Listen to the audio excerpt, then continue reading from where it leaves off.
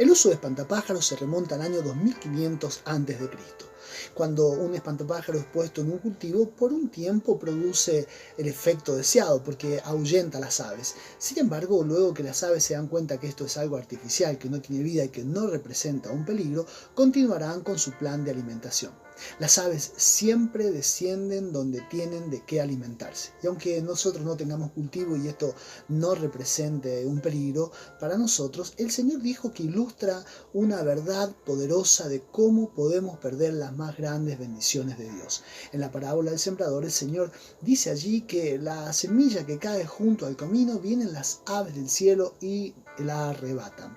En Mateo capítulo 5 versículo 45 dice que Dios hace salir su sol sobre malos y buenos y hace llover sobre justos e injustos. Esto significa que la gracia y el favor de Dios es a todos por igual, pero siempre que Dios siembre algo poderoso en tu vida, siempre que Dios esté haciendo algo en tu vida, descenderán aves del cielo, descenderán aves de rapiña que buscarán arrebatar eso que Dios te ha dado, y la tarea de ahuyentarlo es algo que nos corresponde a cada uno de nosotros. Si puedes abrir tu Biblia en Génesis capítulo 15, el versículo 11 solamente voy a leer, pero luego voy a leer otros versículos para dar un poco de contexto a lo que te quiero hablar en esta oportunidad. Voy a hablarte de aves de rapiña. Génesis capítulo 15, versículo 11, si tienes tu Biblia allí, dice la palabra de Dios: y descendían aves de rapiña sobre los cuerpos muertos, y Abraham las ahuyentaba. Nada es más poderoso que tu comunión con Dios. Es por eso que arruinar tu comunión con Dios es el objetivo principal de Satanás, el diablo. Cuando en 1812 Napoleón había invadido Moscú, él pensó que invadiendo Moscú, que le quedaba lejos, pero si llegaba allí se iba a encontrar con un resguardo porque se acercaba el invierno, se iba a encontrar con alimentos, con provisiones. Sin embargo, los rusos habían sido muy inteligentes en su estrategia de guerra. Ellos habían evacuado Moscú, es más, la habían incendiado. Entonces habían arruinado todo albergue para ellos donde ellos pudieran albergarse, y además le habían arruinado todo aquello con lo que pudieran alimentarse. Luego el invierno, o como se lo conoce, el general invierno, se encargó de derrotar finalmente a Napoleón y a sus ejércitos. En este pasaje quiero meter un poquito de contexto. Vamos a ver que Dios le había dado una promesa poderosa a Abraham. Abraham era un hombre anciano y no tenía hijos, pero Dios le había dado una promesa. Eso lo vamos a ver en los versículos 1 al 4. Dice la palabra de Dios: después de estas cosas vino palabra del Señor a Abraham en visión, diciendo: no temas, Abraham, yo soy tu escudo y tu galardón será sobremanera grande. Y respondió Abraham: Señor, ¿qué me darás siendo que ando así sin hijo, y el mayordomo de mi casa es ese Damaseno Eliezer? Dijo también Abraham: mira que no me has dado prole, y aquí que será mi heredero un esclavo nacido en mi casa. Luego dice, versículo 4, luego vino a él palabra del Señor diciendo: no te heredará sino un hijo tuyo será el que te heredará. Aquí vemos que Dios le ha hecho una promesa a Abraham. Ahora, cuando Dios le hace esta promesa, vamos a ver algo tremendo. Y es que Dios le va a mostrar cosas grandes. Porque cuando Dios te promete algo, Él va a tratar de alimentar tu fe, mostrándote cosas grandes, porque Dios es grande. Y todo lo que Él va a hacer en tu vida siempre será mucho más grande de lo que puedes alcanzar de manera natural. Y es por eso que el versículo 5 dice: lo llevó fuera. Si la palabra dice lo llevó fuera, es porque estaba dentro. Y Dios quería ampliar su visión. Y dice el versículo 5: lo llevó fuera y le dijo: mira ahora los cielos y cuenta las estrellas si las puedes contar. Y le dijo: así será tu descendencia. Abraham vio todo ese panorama del cielo estrellado. Y Dios alimentó su fe. Dice: mira, no tienes hijos, eres una persona anciana, tu esposa ya no puede tener hijos porque es anciana, pero yo te daré esta descendencia, porque poderoso es Dios para cumplirlo. Y alimentó su fe. Y algo poderoso, dice el versículo 6, y creyó al Señor. Abraham creyó al Señor y le fue contado por justicia. Hasta allí Dios había alimentado su fe, Dios le había dado una palabra, Dios le había ampliado el panorama, le había hablado de cosas cosas grandes. Pero ahora Dios va a establecer un pacto con Abraham, algo que iba a garantizar el cumplimiento de esa promesa, porque Abraham tenía temor. Abraham pensaba en lo que él pudiera hacer, inclusive en esa descendencia, esa tierra que Dios le había prometido también que él iba a heredar, o que su descendencia iba a heredar. Y esto lo vamos a ver en los versículos 7 al 10. Dice, y le dijo, yo soy el Señor, que te saqué de Ur de los Caldeos para darte a heredar esta tierra. Y él respondió, Señor, ¿en qué conoceré que la he de heredar? Y él le dijo, tráeme una becerra de 3 años, y una cabra de 3 años, y un carnero de 3 años, y una tórtola también, y un palomino.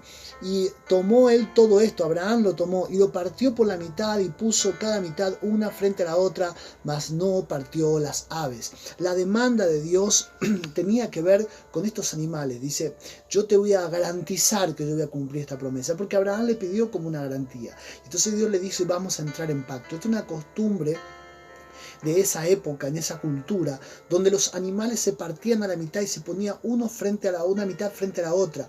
Podemos imaginarnos ese panorama, ese escenario, porque chorreaban las dos mitades, chorreaban sangre. Entonces las personas que se obligaban a cumplir el pacto, pasaban entre las mitades de esa sangre y quedaban todos manchados con esa sangre. Esa era la demanda de Dios, le pide a estos animales. Y aunque todo sacrificio nos lleva a Cristo, porque los animales sacrificados prefiguraban la muerte de Cristo, no obstante, y debido a que Dios, a que quien sacrificaba a estos animales era Abraham, esto nos muestra que hay algo poderoso aquí, porque en el mismo momento que Dios hace la demanda a Abraham de la parte que él tenía que cumplir de este pacto, ¿sí? Aunque vamos a ver después que quien pasaba por el pacto no fue Abraham, sino que solamente Dios pasó, porque el pacto era por gracia, como es la gracia de Dios para nosotros. No hay nada que nosotros podamos hacer.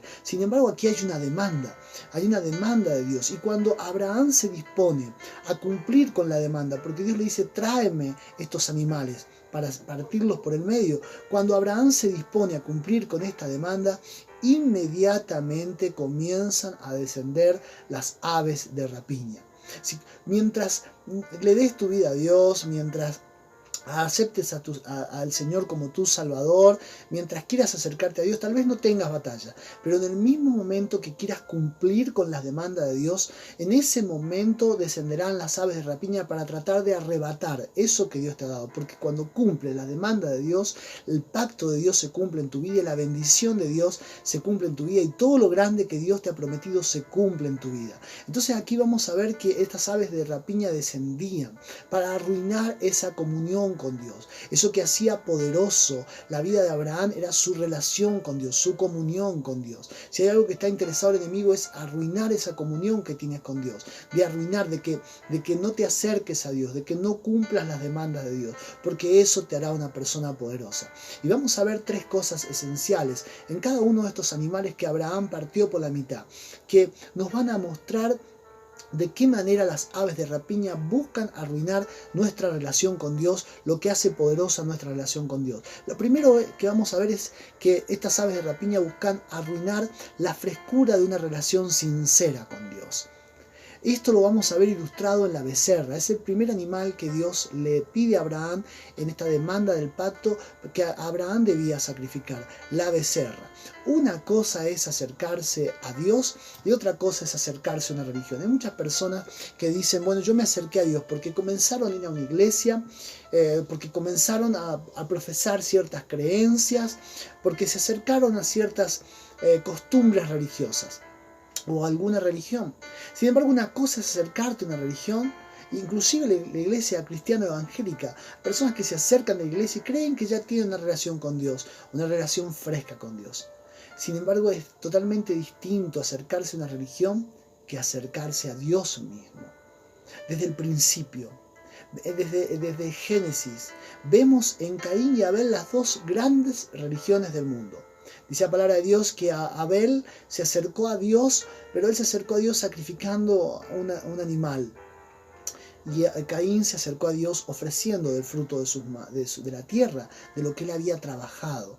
Aquí vemos las dos grandes religiones del mundo. Una fundamentada en la fe, la de Abel, que sacrificaba un animal y sabía que él no tenía nada para dar a Dios y que él era merecedor de la muerte porque la paga del pecado es muerte. Y entonces sacrificaba este animal sabiendo que este animal era un sustituto suyo y prefiguraba la muerte de nuestro Señor Jesucristo. La otra, fundamentada en las obras, en el trabajo, en la acción del ser humano. Aquí están las dos grandes religiones, aquí están las dos grandes ramas que después van a dar a luz todas las religiones del mundo. Si bien todos los sacrificios prefiguran la muerte de Cristo, la becerra tenía que ver especialmente con la expiación, la sangre que cubría el pecado. En Levíticos capítulo 4 versículo 14 dice: luego que llegue a ser conocido el pecado que cometieren, la congregación ofrecerá un becerro por expiación. Y aquí encontramos que principalmente el sacrificio del becerro tenía que ver con la expiación. Ahora, notemos que dice el texto luego que llegue a ser conocido el pecado, porque la frescura de una relación personal con Dios se mantiene a través de la confesión. Es decir, todos pecamos. Cuando le has entregado tu vida a Cristo, no has dejado de ser un pecador. Es un pecador arrepentido, pero inmediatamente tienes que tener cuentas cortas con Dios. Entonces, cuando has pecado, esa relación fresca se mantiene a través de una confesión continua de nuestros pecados. Dice aquí cuando llegue a ser conocido el pecado. Aquí está la confesión, porque para que llegara a ser conocido debía ser confesado. Cuando el pecado es confesado hay una relación fresca y entonces la sangre de Cristo actúa.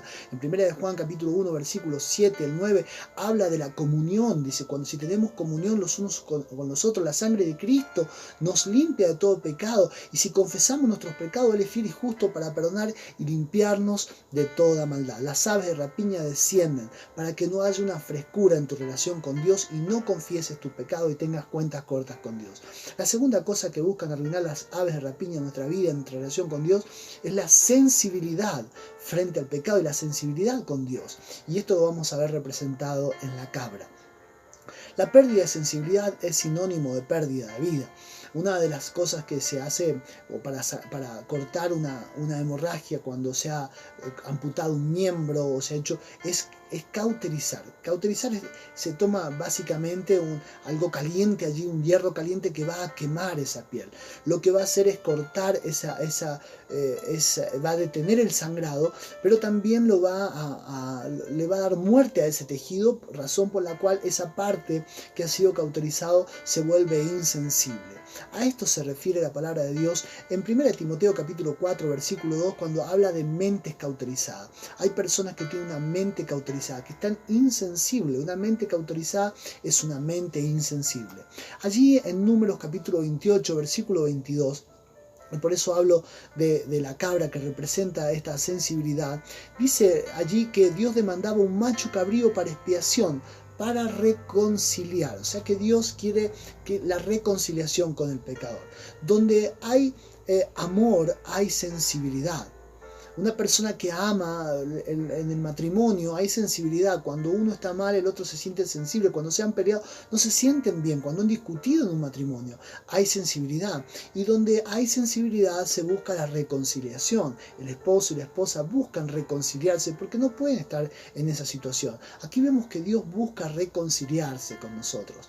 Todo pecado que se comete por primera vez produce un remordimiento en nosotros, pero a medida que vamos practicando una y otra vez el mismo pecado, cada vez se va perdiendo esa sensibilidad, porque se va cauterizando nuestra conciencia hasta volvernos totalmente insensibles. Las aves de rapiña descienden para insensibilizarte en la práctica del pecado de manera que no te reconcilies con Dios, porque si cuando has pecado luego te sientes sucio, el enemigo te acusa y entonces estas aves de rapiña vienen ahí para que dejes pasar esta situación, para que no te reconcilies con Dios, o peor aún, para que sientas que ya no tienes perdón de Dios y no te puedes reconciliar con Él.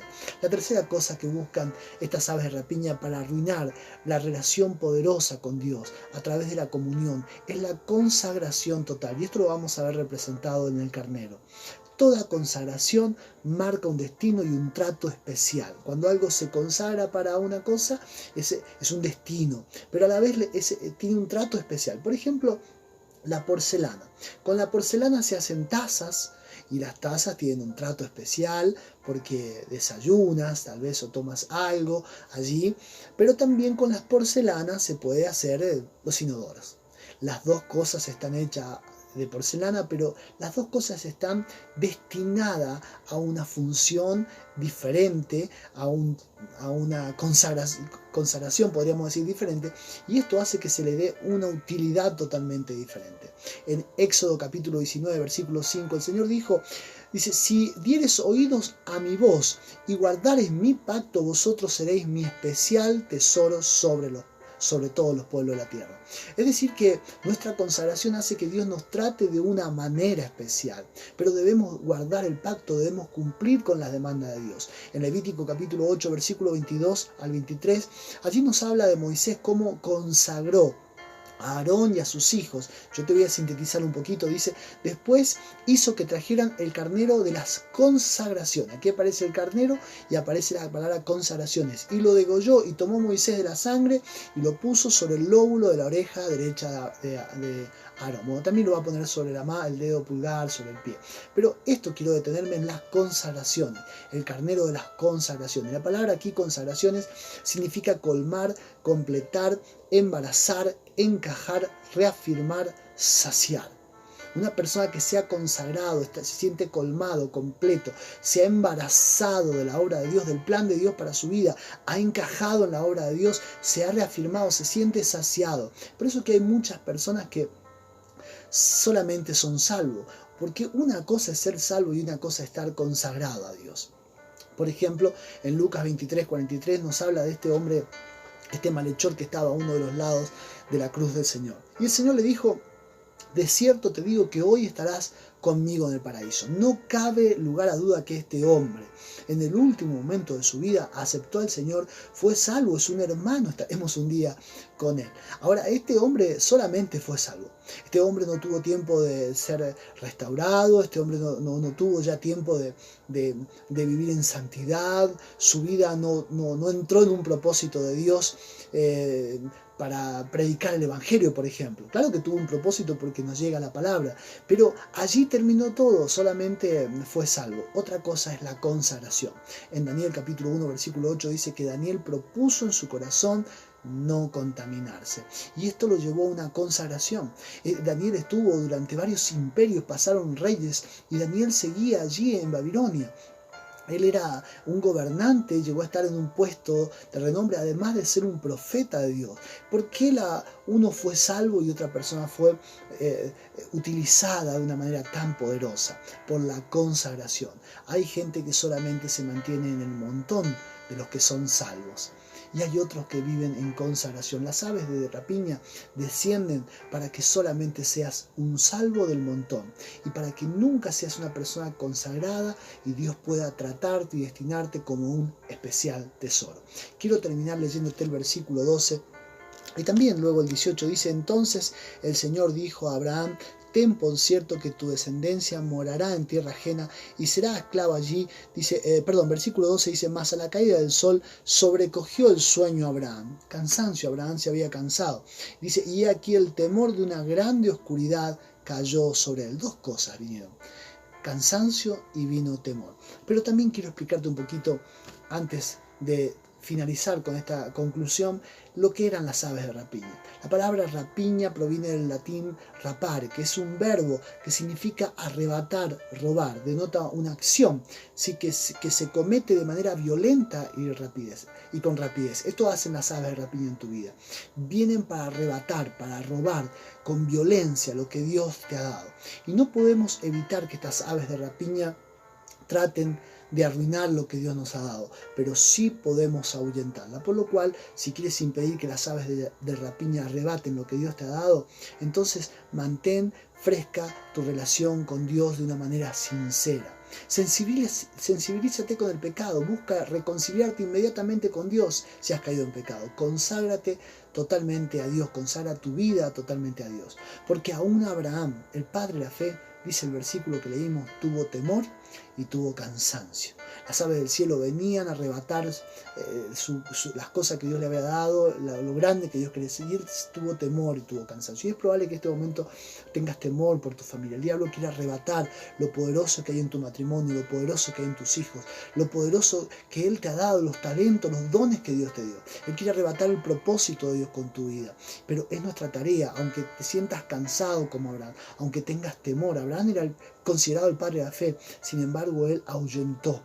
Él no permitió que estas aves de rapiña le arrebataran, arruinaran su relación con Dios y le arrebataran todo lo que Dios le estaba dando. Él las ahuyentó. Y dice el versículo 18, y con esto concluyo, del mismo capítulo, dice: en aquel día hizo Dios un pacto con Abraham, diciendo: a tu descendencia daré esta tierra, desde el río de Egipto hasta el río grande, el río Éufrates. Y bueno, le da los límites de la tierra. Dios estableció el pacto, pero Abraham tuvo que ahuyentar las aves. El texto nos va a decir allí, si no tenemos tiempo ya para leerlo, que solamente Dios pasó por allí, por entre medio de las aves, porque el pacto es de gracia. Sin embargo, Abraham tuvo que ahuyentar aquellas aves de rapiña que buscaban arrebatar todo lo poderoso que Dios le había dado. Puedes hacer lo mismo. Tal vez hay cosas que están amenazando tu vida, tu matrimonio, tu salud, tu economía, tus hijos, eso que Dios te ha dado. Puedes hacerlo y debes luchar por ello si quieres que el diablo no te lo quite, si quieres no perderlo. Te invito a que hagas esta oración conmigo. Señor, te damos gracias por tu palabra. Gracias, Señor Dios mío, porque nos muestras que hay una batalla en lo espiritual. Que, Señor, podemos ser salvos y aún así todo, Señor, nos sea arrebatado las bendiciones, Señor, que tienes para nuestra vida, Señor. Gracias, Señor, porque en tu palabra vemos, Señor, que tu plan es que tengamos una relación fresca, sincera contigo. Señor, que seamos sensibles ante el pecado y busquemos constantemente la reconciliación, que consagremos totalmente nuestra vida a Dios. Hay muchas personas que están viendo este video, oyendo este mensaje, Señor, y hay cosas que el enemigo está amenazando con arrebatarle en su vida. Señor, te pido, Señor, por esas personas que puedan tomar esta palabra, recibir esta palabra, Señor, y ahuyentar esas aves de rapiña que buscan arrebatar de manera violenta, Señor, las bendiciones que les has dado. Señor, envío esta palabra, Señor. La palabra, Señor Dios mío, nos alienta a luchar, a batallar, Señor, por nuestra vida, por nuestro matrimonio, por nuestra salud. No te canses de orar, no te canses de buscar a Dios, reconcíliate con Dios, aférrate de Dios, consagra tu vida a Dios y entonces el Señor confirmará el pacto que ha hecho contigo. Muchas gracias, Señor, por tu palabra, en el nombre de Jesús. Amén. Te invito a que te suscribas a este canal. Es importante que así te llegarán las notificaciones de todo lo que estemos subiendo por esta plataforma y que compartas esta palabra. Y no solo bendecirá tu vida, sino que bendecirá la vida de aquellos que sean alcanzados por ella, porque la palabra de Dios nunca vuelve vacía. Que el Señor te bendiga.